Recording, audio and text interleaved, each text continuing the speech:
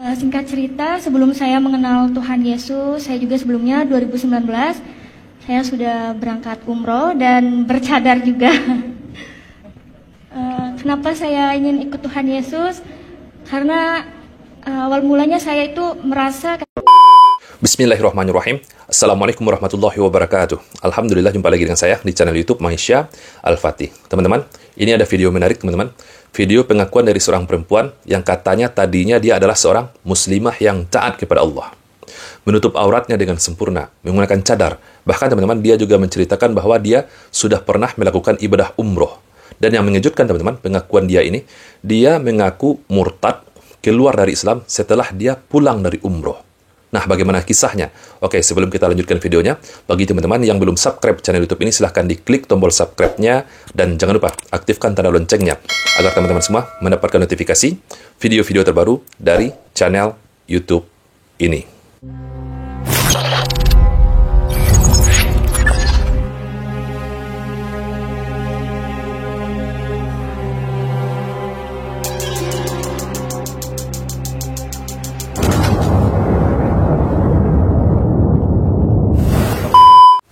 Perkenalkan, nama saya Susan. Saya berasal dari Indramayu, tapi kebetulan besar di Bandung sudah 12 tahun.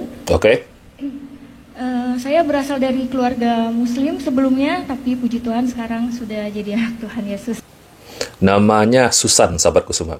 Dia mengaku berasal dari Indramayu, namun sudah 12 tahun dia besar di kota Bandung, teman-teman. Dan dia mengaku sebagai seorang muslimah, dan sekarang dia mengaku sudah menjadi anak Tuhan Yesus. Bagaimana ceritanya, sahabatku semua? Tentu saja ini adalah kisah yang sangat menarik perhatian kita, teman-teman. Dia tadinya mengaku sebagai seorang muslimah, bahkan muslimah yang taat kepada Allah, menggunakan cadar, bahkan juga sudah melakukan ibadah umroh.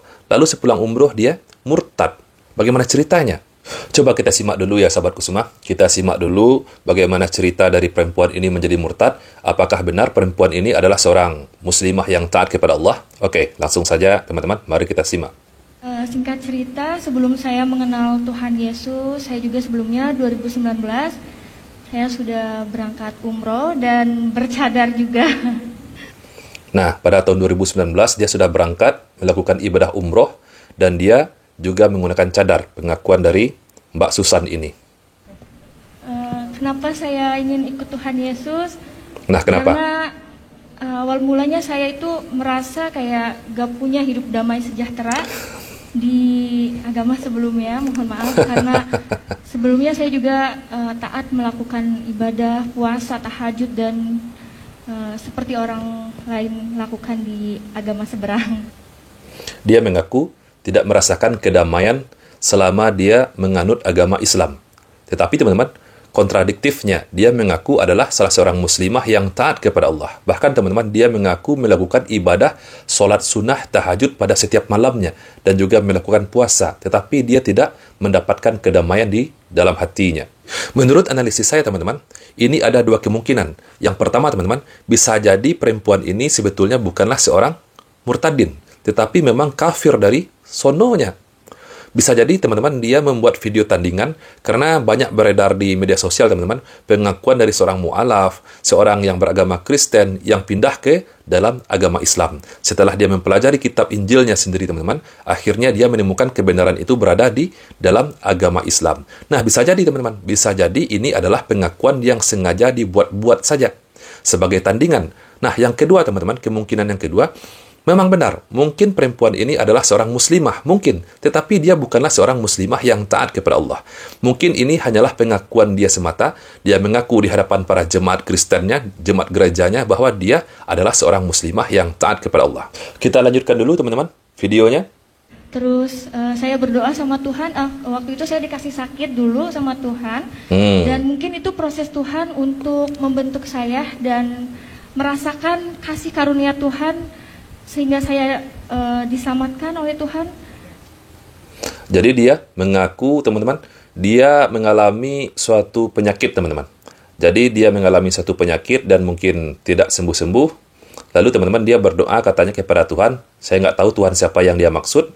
Jadi teman-teman, kalau dia masih beragama Islam, sebelum dia murtad, tentu saja ketika dia sakit, dia berdoa kepada Allah.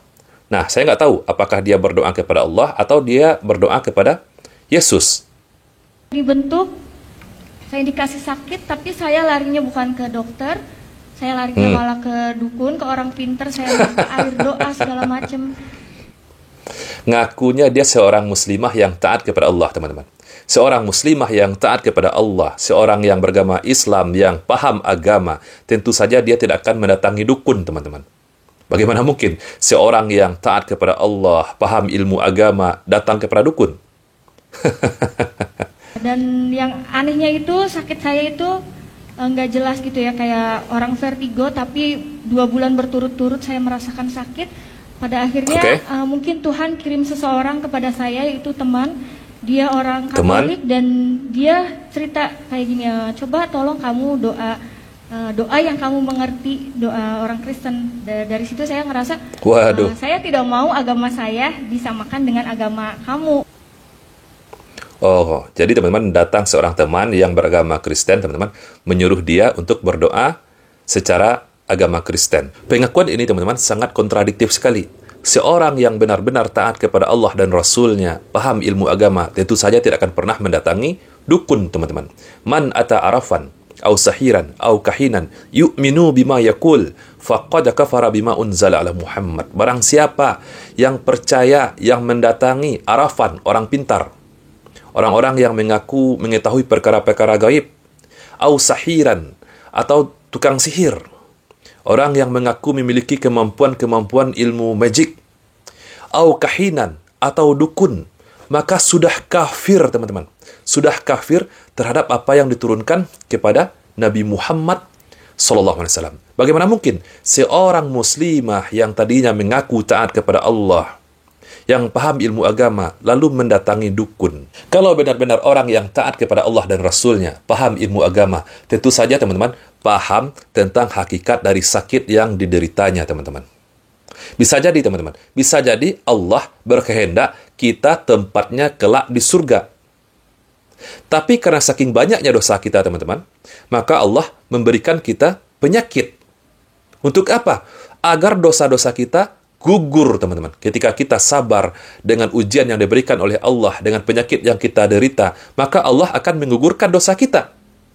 Lalu bagaimana mungkin seseorang yang mengaku taat kepada Allah, namun datangnya ke dukun, dan tidak paham tentang makna dan hakikat dari sakit yang dideritanya?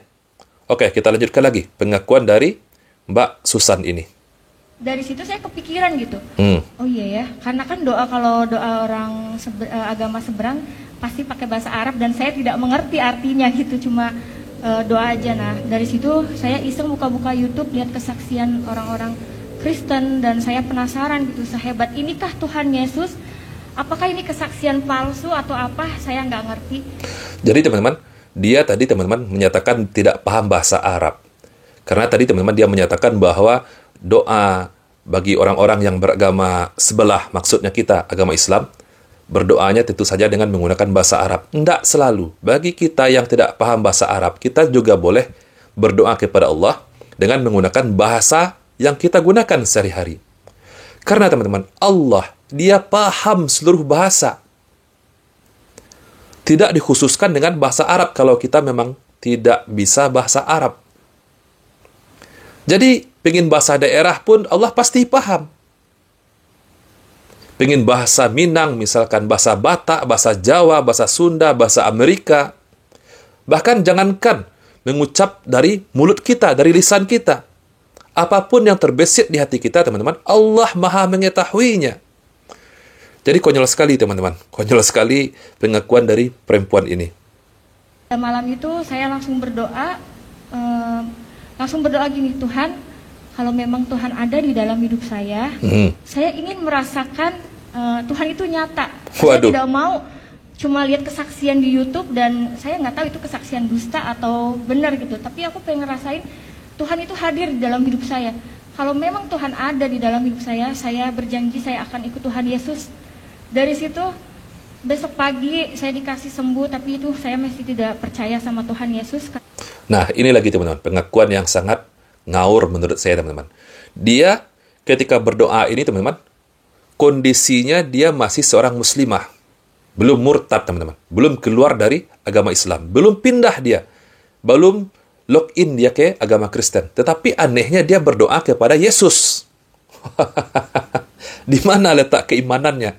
Subhanallah. Saya masih berpikir ini suatu kebetulan aja, bukan karena Tuhan Yesus yang menyembuhkan saya.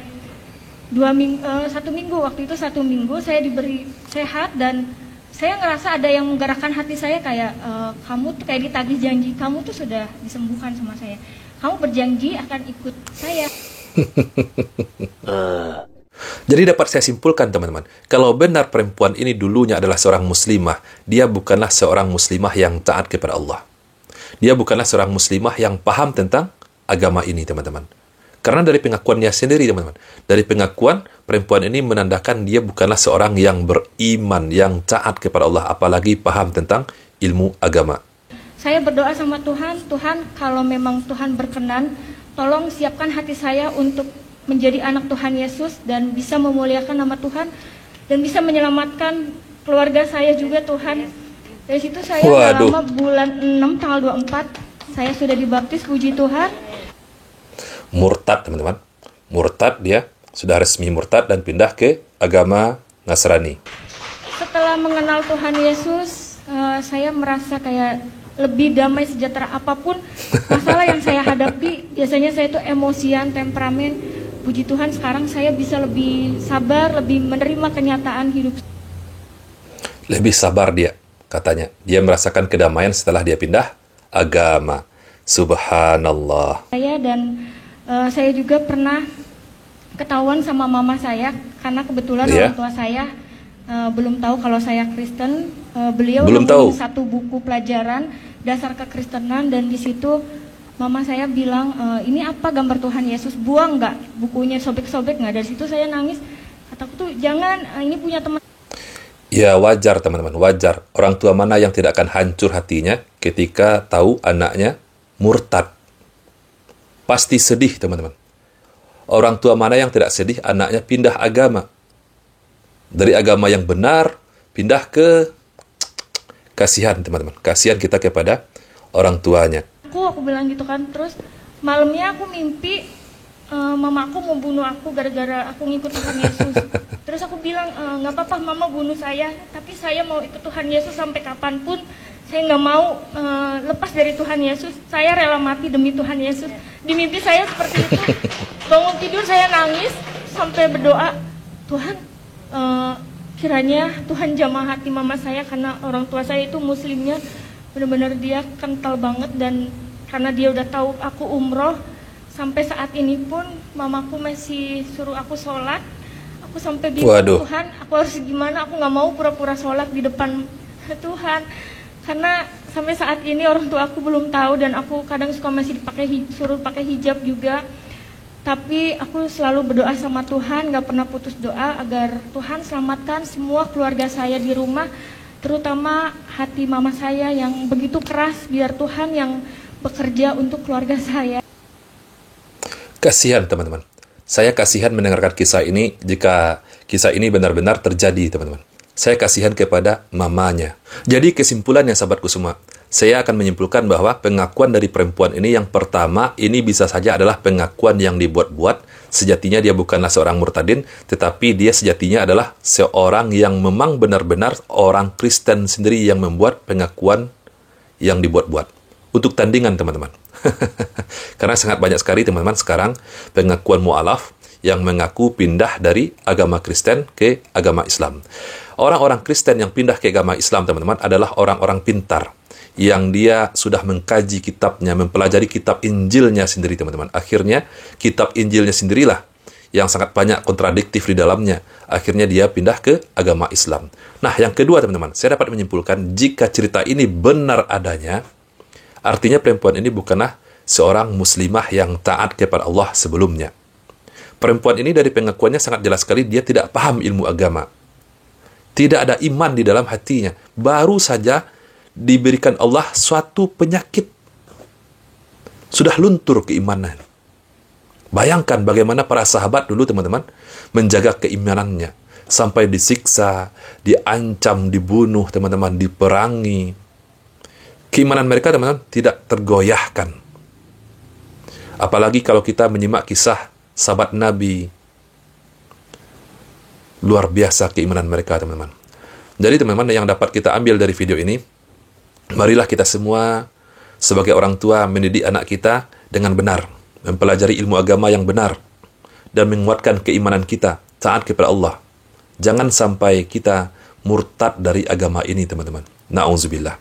Saya Rizky Mesa Putra. Barakallahu fikum. Assalamualaikum warahmatullahi wabarakatuh.